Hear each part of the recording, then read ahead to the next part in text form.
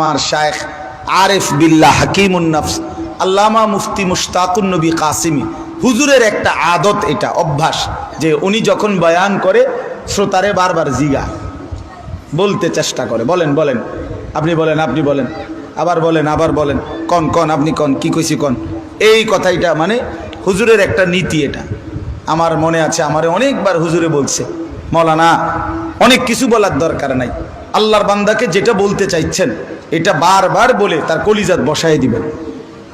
প্রয়োজনে 1,00,000 বার এই শব্দটা বলছিল যে প্রয়োজনে 1,00,000 বার বলবেন, কিন্তু যেন ওই কথাটা আল্লাহর বান্দার দিলে বসে, দিলে যেন বসে। এটা একটা গুরুত্বপূর্ণ বিষয়। এই জন্য এটা হজরতের সবসময় ওনার বয়ানের একটা তর্জ, এটা যে বারবার জিজ্ঞেস করে, বলতে চেষ্টা করে, শুনতে চেষ্টা করে। আচ্ছা, তো রাসূলুল্লাহ সাল্লাল্লাহু আলাইহি সাল্লামের উপরে হযরতে জিবরাইল আলাইহিস সালাম এই সূরাটা নাজিল করলেন। এই সূরা নাজিল করার পরে জিবরাইল আলাইহিস সালাম চলে গেলেন সূরা নাজিল করে। নবী সাল্লাল্লাহু আলাইহি সাল্লাম সাহাবীদের সামনে ওই যে কয়জন বসা ওনাদের সামনে এই তৎক্ষণাৎ এই সূরায়ে দাহার এটা শুনাইলেন, এই 30 আয়াত বিশিষ্ট এই সূরাটা। তো এই মাত্র বললাম যে এই সূরার একটা বৈশিষ্ট্য হলো এই সূরার মধ্যে জান্নাতের বর্ণনা অসাধারণ, বললাম না এই মাত্র।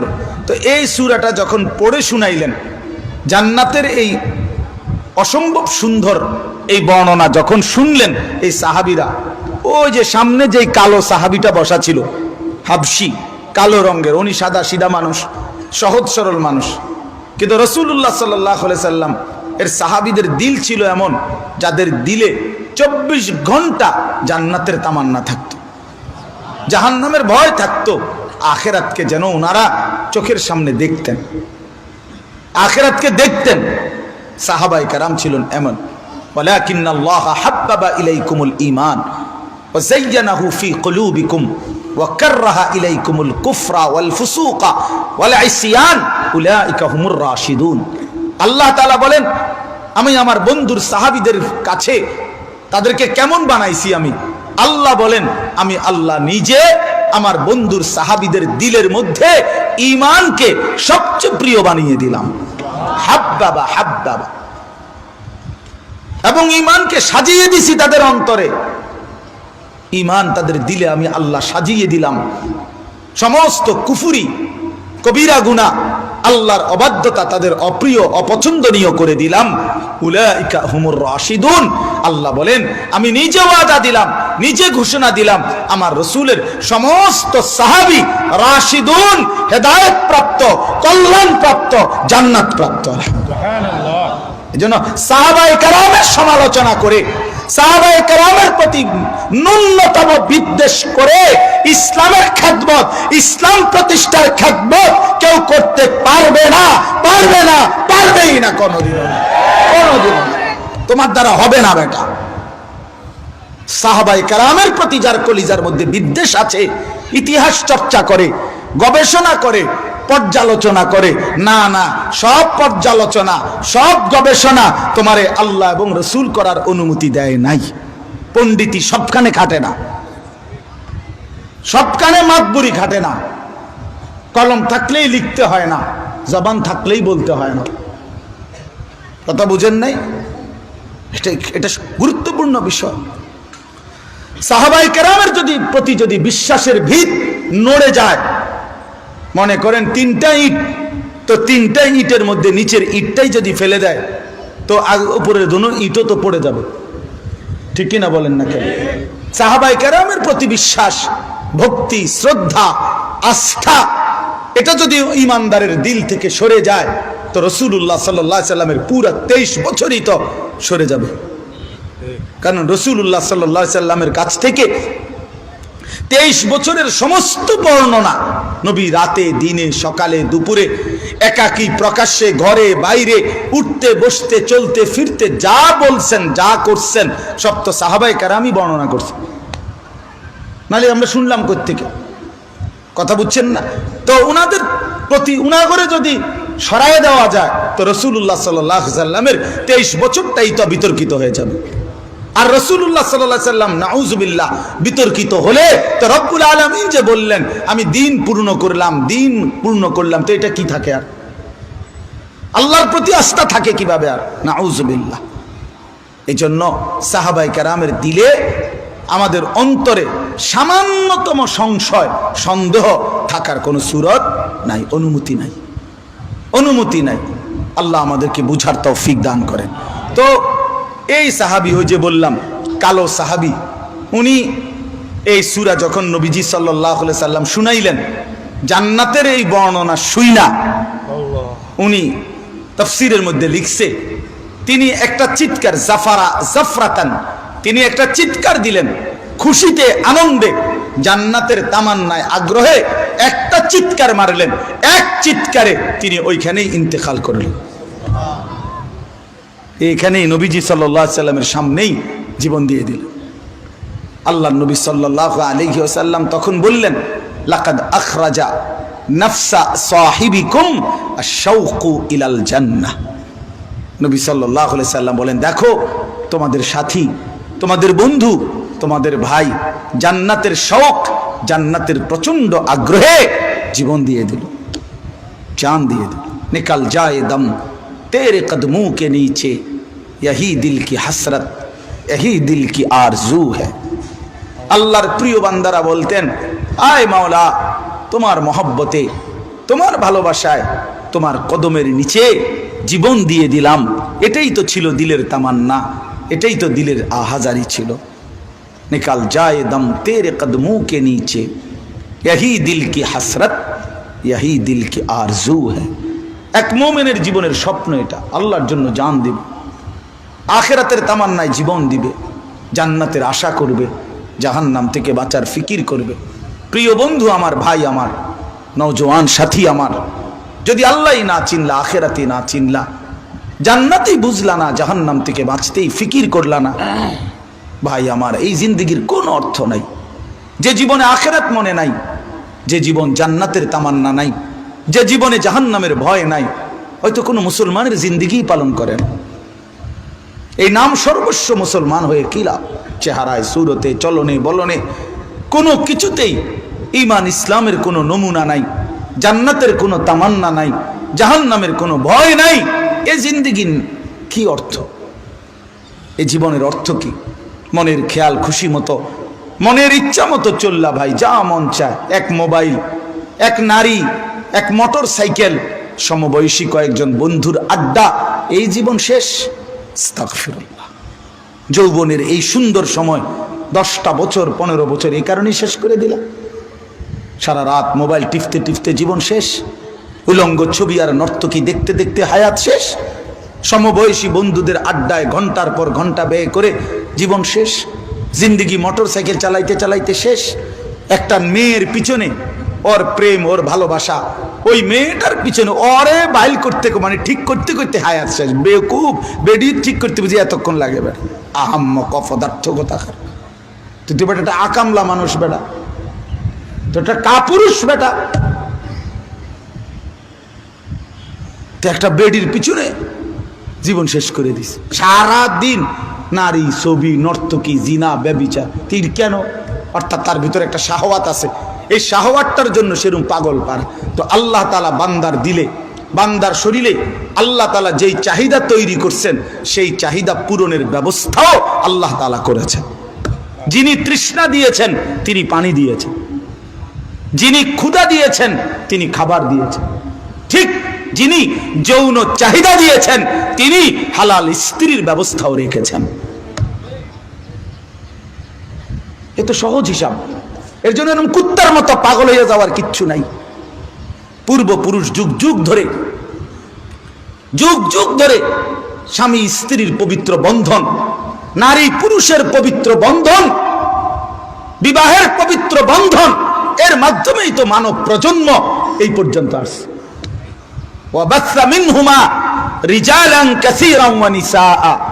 আল্লাহ তাআলা বলেন, আদম এবং হাওয়া এই দুইজনের সম্পৃক্ত হওয়ার পরে এই স্বামী স্ত্রীর পৃথিবীর প্রথম বন্ধন কি? স্বামী স্ত্রী। বুঝেন নাই কথা? বাবা মা, ভাই বোন, চাচা ভাতিজা, শালা দুলাভাই, হ্যাঁ, স্বামী স্ত্রী, এর মধ্যে প্রথম এই যে বন্ধন, এইগুলো বন্ধন না, এই প্রথম বন্ধন কি? স্বামী স্ত্রী। আদম এবং হাওয়া ভাই বোন না, না না, স্বামী স্ত্রী। তাহলে পৃথিবীর প্রথম বন্ধন কি বলেন না কেন? স্বামী স্ত্রী। তো আল্লাহ তাআলা বলেন এর মাধ্যমে আমি পরবর্তীতে এই পৃথিবীতে এই দুইজনের ধারাবাহিকতাই অসংখ্য নারী এবং পুরুষ ছড়িয়ে দিয়েছি। অবাসসা মিনহুমা। তো এটা তো চলবে ভাইয়া, এর জন্য এত পাগল হওয়া কেন? আমার যুবক ভাই তোমাদেরকে বলছি, আলাদা আলাদা। মন তো চাই তোমার কাছে গিয়ে বলি, কানে কানে কই, এত খারাপ হলে বালা না। মানুষের বাচ্চা এত নষ্ট হয় না। এক নারীর জন্য এত পাগল কুত্তার মতো হওয়ার কিচ্ছু নাই। এটা পরে দেখবে হু দেখ করে ধোকা, দিল্লি কা লাড্ডু जो खाएगा वो भी पछताएगा, जो नहीं खाएगा वो भी पछताएगा। দেখবে শুধু শুধু আয় হায় রে, জিন্দিগিটা না শেষ করে দিলাম। আমি কয়দিন আগে পাকিস্তান গেছিলাম, এই অক্টোবরের লাস্ট সপ্তাহে। আপনার করাচি গেছি, লাহোর গেছি, ইসলামাবাদ গেছি। তো লাহোর গেছি, আর সারাদিন ঘুরবার পরে লাহোরে জিজ্ঞাসা করলাম যে লাহোরের সবচেয়ে ঐতিহাসিক খাবার কি? বলছে লাহোরের বিরিয়ানি, খুব স্বাদের বিরিয়ানি। তো ভালো একটা রেস্টুরেন্টে গেছি, লাহোরের বিরিয়ানি বলে খুব প্রসিদ্ধ বিরিয়ানি। এগুলা বললাম লাহোরের বিরিয়ানি দিত। কয়টা চাউলের মধ্যে একটা মুরগির পিস দিছি, এটা মনে রৌদ্রে শুকাইয়া দিছে। এটার মধ্যে এক বিন্দু স্বাদ, বিশ্বাস করে কিচ্ছু নাই এটার ভিতরে। হায় হায়, আমি বললাম আরে কও খিমিয়া, এতটা সময় আমারে ঘুরাইয়া এই আশায় আশায় বইয়া রইলাম, ভালো কিছু খাইলামও না, লাহোরের বিরিয়ানি কিচ্ছু নাই এটার ভিতরে। শুধু শুধু জিন্দিগি নষ্ট না করা দোস্ত আমার, বন্ধু আমার। নারীর পিছনে অস্থিরতা, অসভ্যতার জন্য জীবনটা শেষ করে দেওয়া একদিন আফসুস ছাড়া আর কিছুই মিল, আফসুস ছাড়া কিছু মিল। আল্লাহ আমাদেরকে বুঝ দান করেন। তো ভাই বলতেছিলাম যে সাহাবাই কেরামের কলিজার ভিতরে আখিরাতের তামান্না ছিল, জান্নাতের আশা ছিল।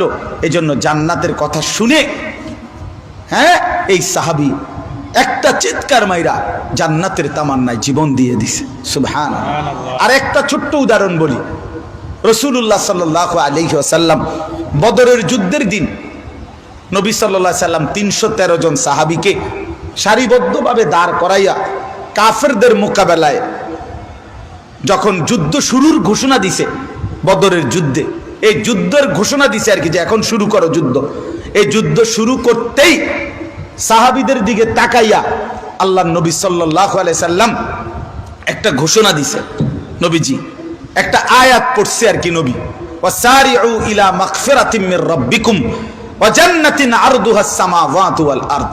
নবীজি বললেন দৌড়াও, ছুটে আসো আল্লাহর মাগফিরাত এবং আসমান জমিন প্রশস্ত জান্নাতের দিকে।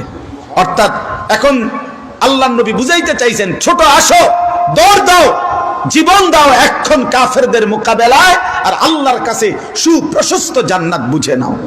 জান দাও, জান্নাত নাও। কি দাও আর কি নাও? হ্যাঁ, জানো এটাই বলছেন আল্লাহর নবী, যে জীবন দাও আল্লাহর জন্য, আর কি জান্নাত বুঝে নাও। দোস্ত আমার, ফিলিস্তিনের মজলুম মুসলমান, ফিলিস্তিনের মুজাহিদ প্রতিদিন যারা রক্ত ছড়ায়, আল্লাহর কসম তারা রক্ত ঝরায় না, বরং জান্নাত কিনে নিচ্ছে, জান্নাত নিচ্ছে। প্রতিটা রক্তের ফোঁটার মধ্যে জান্নাতের মেহমান দাঁড়িয়ে আছে, জান্নাতের মেহমান দাঁড়িয়ে আছে। সারা পৃথিবীর মুসলমান, আমাদেরও যুবক ভাই তোমাদের ভাবা উচিত, প্রতিদিন মুসলমানের তাজা রক্তে আল্লাহর জমিন ভেসে গেছে। মুজাহিদিন প্রতিদিন জীবন দিচ্ছে। এই সেই দিন ইয়াহিয়া সিনওয়ার শেষ মুহূর্তে পর্যন্ত লাঠি ছুড়ে দিয়ে দুশমনের কাছে প্রতিবাদ জানাইছে যে আমি জীবনের শেষ মিনিটেও আমি তোদের সাথে আপোষ করলাম না। এত রক্ত, এত শাহাদাত, এত খুন, এত জীবন দ্বারা দিচ্ছে, যেখানে মুসলমানের রক্তে জমিন ভেসে গেছে ভাইয়া। এই সময়ে, এই মুহূর্তে যখন মজলুম মুসলমানের রক্তে গড়াগড়ি খায়, তখন তুমি বসা বসা মোবাইলে অশ্লীল ছবি দেখো, নর্তকী দেখো, নাচ দেখো, জিনা দেখো, বেবিচার দেখো, সারা রাত উলঙ্গ ছবি দেখো, তুমি একটা দিনও নামাজ পড়ো না, ফজর পড়ো না। আমার বন্ধু, মুসলমানের সন্তান এত বড় পাষাণ হইতে পারে না। এটা ইনসাফ না, এটা ইনসাফ হইতে পারে না বাপ। মুসলমানের ঘরে জন্ম নিয়া মুসলমানের বাচ্চা এত বড় নির্মম হইতে পারে না। আমি যদি দেখি আমার মজলুম ভাইয়ের মায়ের বোনের রক্তে গড়াগড়ি খাচ্ছে, তখন বুঝি আমার কথা এটাই ছিল, আমার দায়িত্ব বুঝি আমি বসে বসে মোবাইলে শেষ করে দেব, আমি খামখেয়ালি আর অসভ্যতায় জীবন শেষ করে দেব। এটা কথা হলো কোনো? আল্লাহ আমাদেরকে বুঝার তৌফিক দান করেন। দেখেন হুজুর কি পরিমাণ নওজোয়ান, দেখেন দেখেন মুশারফ ভাই কি পরিমাণ মুসলমানের নওজোয়ান। আল্লাহ সবাইকে কবুল করেন, প্রতিটা ছেলেকে আল্লাহ তাআলা হিম্মত দান করেন। তোমরা জাগলে ইনশাআল্লাহ ইসলাম জায়গা যাবে। নওজোয়ান তোমরা ফিরলে ইনশাআল্লাহ ইসলাম বিজয়ী হবে, ইসলাম বিজয়ী হবে। একটা সেজদা দাও, এক এক সেজদায় আল্লাহর আরশ কাঁপা ওঠে। যুবক সেজদা দিলে আল্লাহর আরশ কাঁপা ওঠে। যুবক সেজদা দিলে আল্লাহ আরশে আজিম থেকে ডাক দিয়া বলে, নওজোয়ান আমারে সেজদা দিলি, ঠিক আছে আমি ওয়াদা দিলাম আমি তোরে হাসরের ময়দানে আমার আরশের ছায়ায় জায়গা দেব। শাবুন নাশাআ ফি ইবাদাতিল্লাহ, যে যুবক তার যৌবনকাল আল্লাহর ইবাদতে কাটায়, রাসূলুল্লাহ সাল্লাল্লাহু আলাইহি সাল্লাম বলেন আল্লাহ তাআলা সেই যুবককে সরাসরি আল্লাহর আরশের নিচে হাসরের ময়দানে জায়গা দিয়ে দেবে। বাহ বাহ বাহ, মজাটাই আলাদা। বাকি ফোলা ফাইন তখন চাইব কিরিতে দি হ্যাঁ নেবো স্টেজে বসা। অন্য ছেলেরা তখন দেখে বলবে হাসরের ময়দান, হায় হায় আমরা সাথে যে চলতো ওই যে স্টেজে বসে রয়েছে হাসর। আল্লাহ তৌফিক দান করেন। চলেন এবার এই 3 আয়াতের তর্জমা বলেই আমার কথা আমি শেষ করছি। এই 3টি আয়াতের তর্জমা হলো আল্লাহ তাআলা আমাদেরকে একটা কথা মনে করাইছেন। প্রথম এই কথাটা মনে করাইছেন যে বান্দা তুমি শুধু এদুর মনে রাখো, তুমি মানুষ, তোমারে আমি বানাইতে গিয়ে একটি লম্বা সময় পার করছি।